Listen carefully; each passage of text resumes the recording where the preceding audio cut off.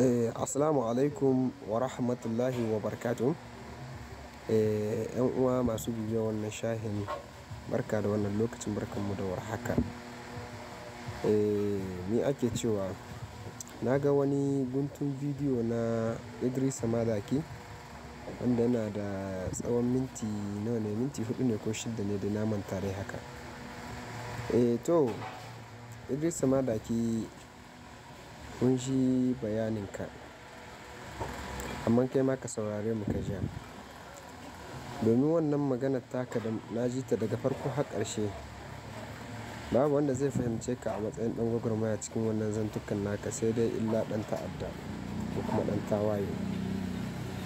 Ba a gwagwarmaya da ɗaukan makami a tai daji daga kai sai sauro sai ɓeraye, sam bai yi ba.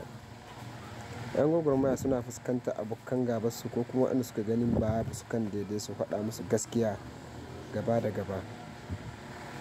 Amma da ka koma daji kai ko ka koma wani waje kana faɗin magana kana suka wani, to sunanka matsoraci ba ɗan gwagwarmaya ba. Ɗan gwagwarmaya bai tsoron kamu. Wallahi masu gwagwarmaya ba su tsoron kamu, kuma haka ba sa tsoron mutuwa.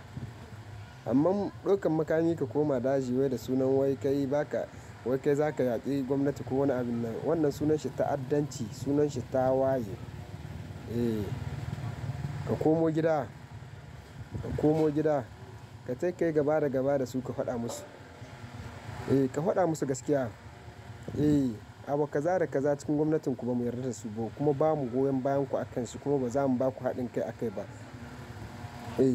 Amma ba shi ne ba wai kawai ka koma gefe kana ta soki burutsu da maganganu.